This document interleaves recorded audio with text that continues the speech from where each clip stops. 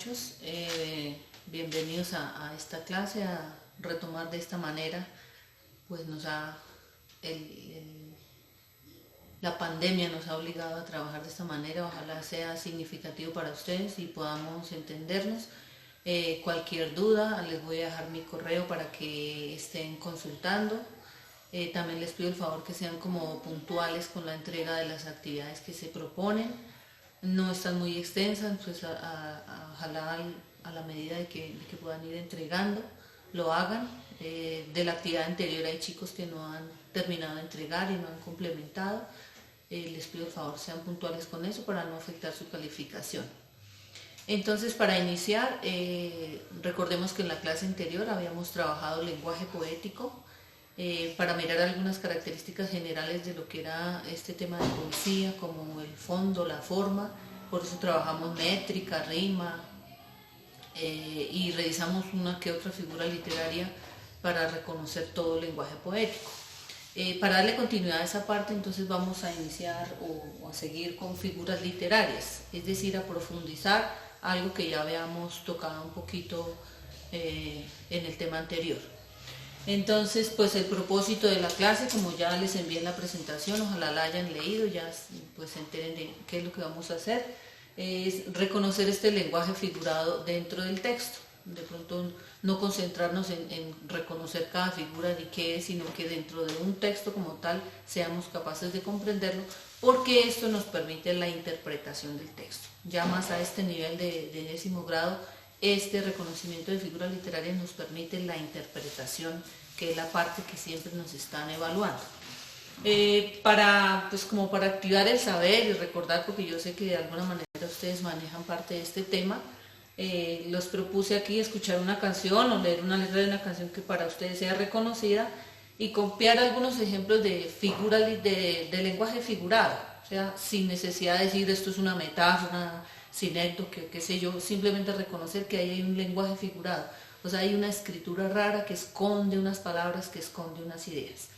Pongo yo aquí un ejemplo, una canción que se llama Lo poco que tengo, de Ricardo Arjona. Hay un verso que dice: tengo un aguacero para mi verano. Eso es una paradoja, aguacero para el verano.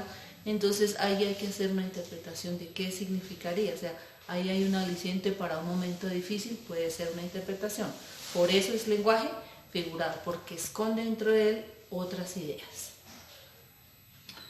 Bueno, entonces vamos a recordar qué son las figuras literarias. Aquí hay un texto que les invito a recordar el concepto. Entonces tenemos aquí qué son las figuras literarias.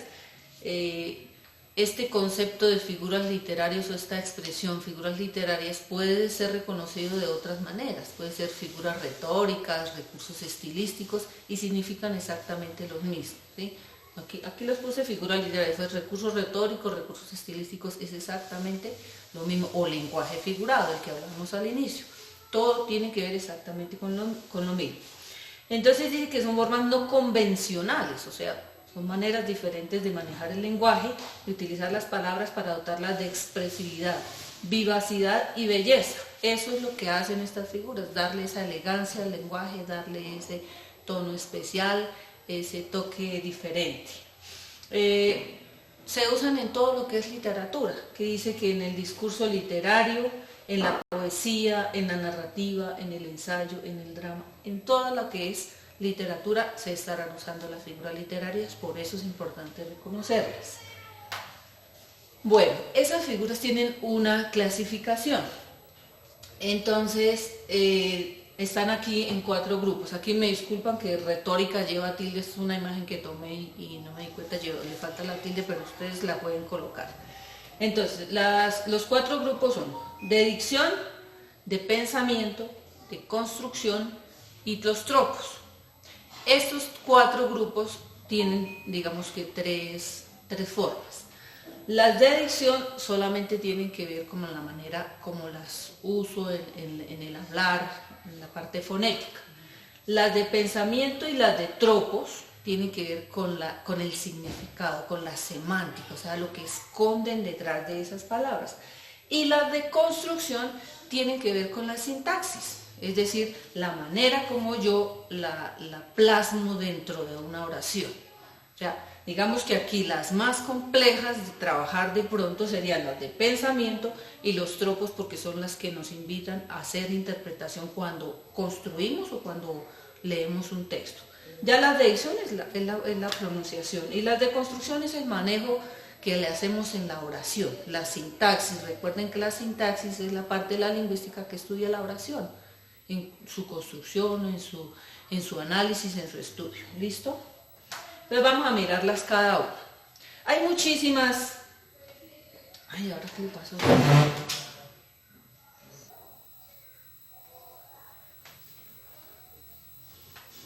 Bueno, entonces esa clasificación pues ya la vamos a ver más específica. De cada grupo hay muchísimas, pero pues aquí vamos a presentar solamente algunas, de las cuales ustedes también tienen que leer, consultar, mirar ejemplos para posteriormente en la actividad final de evaluación poder trabajar.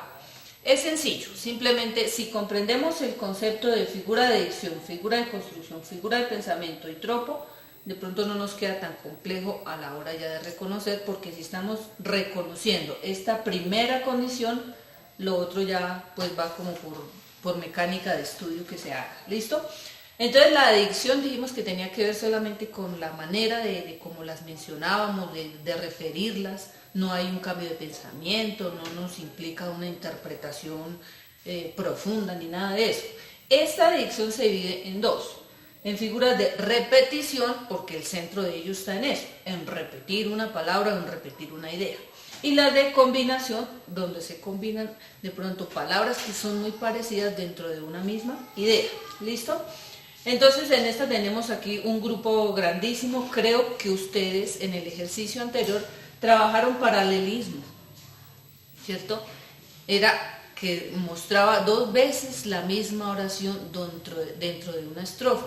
Ahí era la misma, el mismo verbo, eso era muy parecido. Entonces nos vemos que es repetir, ahí no hay ni que analizar nada, ni que ir a interpretar nada. ¿Listo? Aliteración, creo que también vimos aliteración, porque el poema que yo les presenté tenía aliteraciones, que era la repetición de algunos sonidos dentro del mismo verso, unas sílabas en varias palabras era la misma, entonces hace un sonido repetitivo, a eso era la aliteración. Por ejemplo, la anáfora, cuando usamos una anáfora, la anáfora la usan mucho en la construcción de canciones, porque es la partecita que se repite al inicio del verso. Y hoy es un día, y hoy te quiero, y hoy estamos, ¿sí? Entonces ese y hoy es lo que te haría la construcción de la anáfora. Las de combinación combinan ideas pero que en el trasfondo están repitiendo una misma palabra. Por ejemplo, un calambur sería útil es dejar dinero, útil es dejar dinero. Ese ejercicio se usa mucho incluso en los chistes, en los trabalenguas. El calambur y casi que todas estas se utilizan para el trabajo de los trabalenguas. Ahora tenemos las de construcción. Recuerden que las de construcción tienen que ver como con la parte gramatical, la sintaxis, el uso dentro de la oración, ¿sí? La elipsis incluso es un recurso a la hora de redactar que utilizamos muchísimos, que es omitir una información porque ya se ha dicho, entonces la omitimos a través de una coma, generalmente la hacemos con los verbos, ¿sí? Entonces dice, por ejemplo, decimos, hoy iremos a almorzar, mañana a trabajar, ¿sí? Entonces omitimos el verbo iremos y lo reemplazamos por una coma. Esa es una figura de construcción que se llama elipsis, ¿listo? El hipérbato, cuando le cambiamos el orden a la oración. Creo que en el poema también trabajamos hipérbato. Pleonasmo y el seugma, que son como redundancias, son el ese que conocemos tradicionalmente de subir para arriba y bajar para abajo, eso es un pleonasmo, ¿listo? Las de pensamiento, entonces dijimos que pensamiento y tropos son las figuras ya más complejas que implican una interpretación. Estas eran sencillas, las observamos, las analizamos ahí sencillito. Las de pensamiento y tropo implican una interpretación porque hay que ir más allá de lo que nos quiere decir el texto, como decimos a veces, ir detrás de esas palabras, qué es lo que nos quiere mencionar. Entonces acá tenemos un gran número que es la antítesis, enumeración, epíteto, gradación, hipérbole, paradoja, personificación, sinestesia. Recuerden que la sinestesia la trabajamos en el poema, entonces ya pueden tener idea de por qué, es decir, que un sentido esté refiriendo a lo que quiere mostrar otro sentido, o sea, por eso hay que tener una interpretación. La antítesis, por eso es anti, la contraposición de una idea, de una tesis, ¿listo? Ese que dice cuando quiero llorar no lloro, ya ese lloro sin querer. Entonces son ideas, uno tiene que parar a mirar, bueno, qué es realmente lo que quiere decir, que estoy bien, que estoy mal, cuando lloro, por qué esa expresión. ¿Listo? Y los tropos son los más utilizados. Los tropos a nivel poético y a nivel de narrativa son los más utilizados porque son los que contienen más proceso de interpretación, como son la metáfora, la metonimia, la sinécdote, la alegoría y el símbolo, ¿sí? Entonces, por ejemplo, tenemos acá en metonimia, el puño no vence al cerebro, ¿sí? Entonces, literalmente hay uno diría, ay, pero un puño, un cerebro, no. Ahí quiere decir que cuando una persona usa su inteligencia, eso vale más que de pronto la fuerza, que ir a pelear con los puños. No significa mucho, no gana mucho, pero si usted es inteligente, actúa con razonamiento, da más resultados. Eso es una metonimia. En el trasfondo tiene elementos de la metáfora. Entonces, cuando se requiere esa interpretación de ir más allá, esos son los tropos. Entonces, por eso les decía yo, si reconocemos el primer ítem, el primer paso, el análisis ya del segundo paso sería muchísimo más sencillo. ¿Listo? Yo les dejo aquí una propuesta de ejercicio, ya está, digamos, en la responsabilidad de cada uno que la trabajen. Si la trabajan, seguramente que el ejercicio final en el cual evalúo les va a ir muy bien, porque han ido a este momento, que es elegir 3 figuras de cada clase, o sea, 3 de dicción, 3 de construcción, 3 de pensamiento y 3 de tropo, ¿sí? Es decir, tendrán 12 figuras y de cada una buscan un ejemplito, porque el ejemplo es el que nos hace entender. Ya yo expliqué qué implica cada una. Con el ejemplo ahora comprenderá la clase según la figura que hayan tomado. ¿Listo? Con eso pueden hacer un buen repasito. El que tenga más tiempo y quiera dedicarle y quiera buscar todas estas y otras que hay, pues fabuloso, porque profundiza más. Sigamos. Aquí tenemos unos ejemplos de lo que pronto ustedes podrían encontrar. Entonces aquí, por ejemplo, tenemos una alegoría, dice, del paso por la vida. ¿Qué quiere decir? Que este fragmentico en el trasfondo nos va a hablar de lo que significa el paso por la vida, o sea, lo que es vivir en sí. Dice, este mundo es el camino para el otro, que es morada sin pesar, mas cumple tener buen tino para andar esta jornada sin errar. Partimos cuando nacemos, andamos mientras vivimos y llegamos al tiempo que fenecemos, así que cuando morimos descansamos. Entonces ahí nos habló de todos los momentos de la vida y hasta consejo nos da, sin errar. Si nuestra vida la hacemos correctamente, vamos bien, pues todo nos irá bien y nuestros pasos por la vida serán normales, adecuados y buenos. Entonces, en estos pocos versos, haciendo la interpretación nos dimos cuenta que era eso, ¿sí? O sea que esta es una figura de pensamiento, ¿listo? Bueno, aquí tenemos un pleonasmo, que es una figura de construcción, es una redundancia donde hablamos de, dice, lo que era desde el principio, lo que hemos oído, lo que hemos visto con nuestros ojos, lo que hemos contemplado y palparon nuestras manos tocante al verbo de vida. Dice, visto con nuestros ojos, ahí está el pleonasmo. Porque incluso también hay anáfora, mire, lo que era, lo que, ahí hay una anáfora, en medio de este pleonasmo hay una anáfora, pero aquí estamos hablando, el pleonasmo dice, hemos visto con nuestros ojos, pues obvio, ¿sí? Como cuando uno dice, obvio, eso, hemos visto con los ojos, ahí está el pleonasmo. Entonces, simplemente se pudo haber dicho lo que hemos visto, lo que hemos palpado, sin necesidad de decir que nuestras manos. Ahí lo refuerza, pero son recursos, esto no es que esté mal hecho, en algunos aspectos de pronto para un discurso más formal sí habría un error, pero cuando es para poesía, cuando es para narrativa y se quiere embellecer el lenguaje, esto lo permite, ¿listo?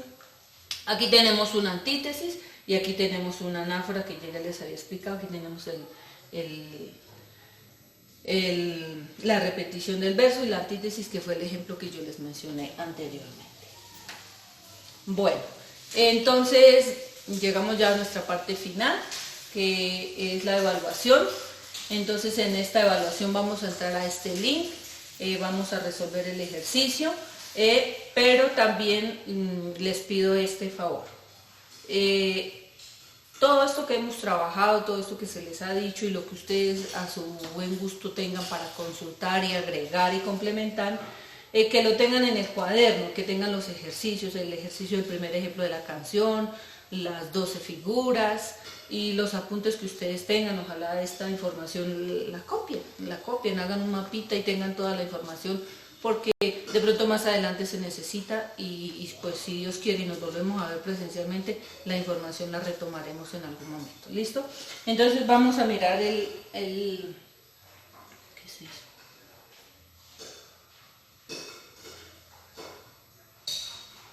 El link para la evaluación. Que esta plataforma la han trabajado ustedes bastante en el colegio, entonces saben cómo funciona. Aquí está la evaluación. Digamos que es de selección múltiple, solamente hay 2 preguntitas para leer y responder, porque pues necesito interpretación y la interpretación a veces es muy compleja trabajarla con selección múltiple. Entonces les pido el favor aquí de colocar su correo, porque a través de él entonces puedo armar mi tabla de datos para poderlos calificar, seleccionar el grupo en el que estén y su nombre, y ya pues vienen el ejercicio. Aquí marcar, en el otro seleccionar, en el otro leer y responder. Está todo el ejercicio para que lo trabajen. Entonces creo que en este momento les quedará el tiempo o en el momento que ya se disponga para la clase, tendrán el tiempo suficiente para leer y responder. Me envían y estamos ojalá pendientes de que saquen muy buenas calificaciones. Muchas gracias.